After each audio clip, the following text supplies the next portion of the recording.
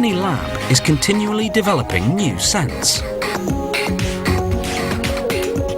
This brand comes in 36 different scents, from a variety of fruits to child-friendly foods.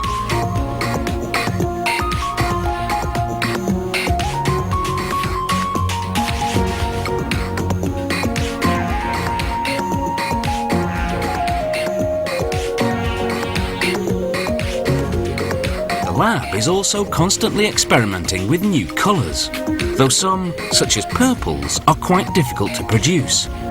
Children, of course, can make their own colours, simply by mixing all their dough together.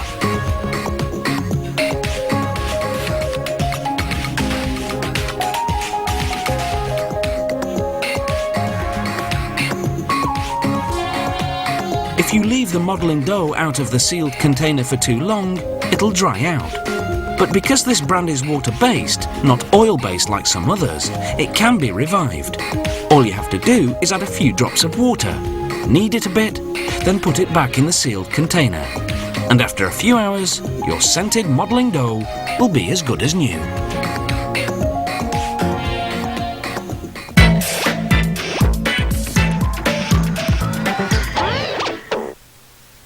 Wicker is thin branches or vines, flexible enough to be woven. Many plants are used for wicker, such as willow and rattan. Quality wicker is highly durable, and you can even find antique wicker furniture that's still sturdy today.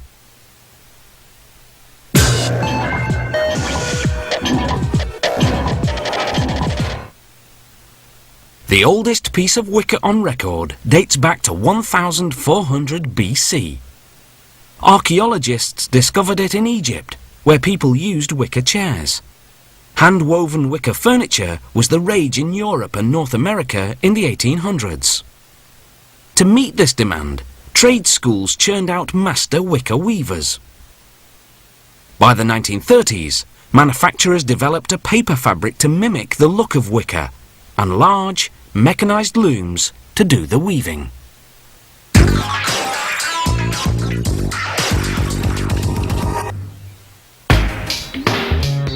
Today's genuine wicker items are usually made of rattan core, rattan palm tree branches stripped of their bark, then processed into different diameters and profiles.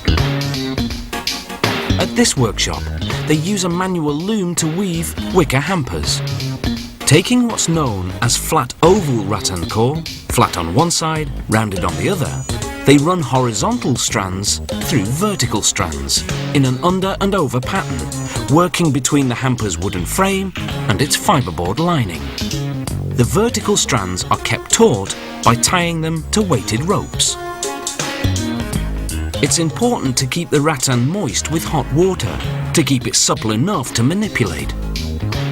One thin round strand is woven every 13 centimetre high section of flat oval. There's no structural reason for this pattern, it's purely aesthetic. A wicker waste paper basket begins with a base that dictates the shape. Vertical stakes of round rattan core are inserted along its perimeter.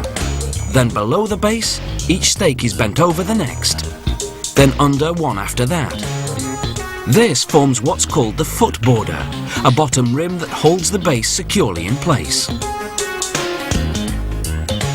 Next, a wooden form is inserted and weaving can begin. First, a small section of round rows, then a large section of flat oval ones. Slowly and patiently, they work their way to the top, never resorting to glue or staples to hold the strands together.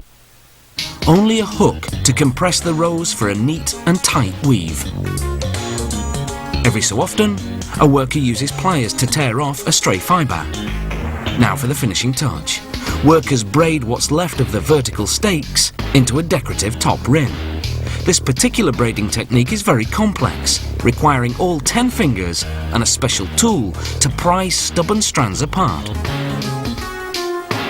Workers snip the excess off with a cutter. When finished, the modular wooden form is removed. Its components are numbered so they'll know how to reassemble them for the next basket. Another more decorative way to finish the top of the basket is this arch technique. They trim each vertical stake, bend it into an arch, then tuck it into the basket, 3 stakes over.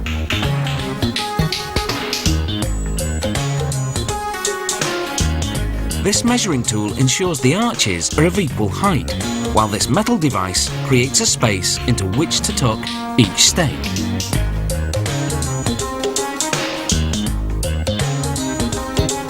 Wicker weavers create magnificent designs by combining various shapes and sizes of rattan. A strand can be as thick as a pencil or as thin as a needle.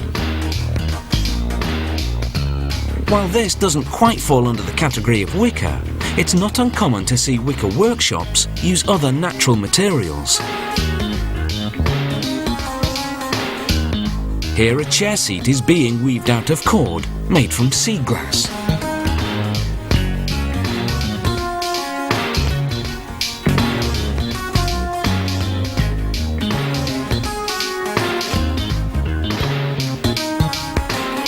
There's also wicker seating material. This pre-woven sheet is called cane seating or rattan peel, and it's made from the bark stripped off the rattan branch. First, workers force it into a groove in a chair's wooden frame. Then workers glue in what's called a spine, a strip of rattan core with a pointed edge. They force that edge into the groove, hammering it down to hold the rattan peel in place. Then they trim off the excess. Because wicker is wood, it can be stained or painted, or left in its natural colour. Whatever the finish, they give it 2 or 3 coats of varnish for protection. Durable, organic and beautiful.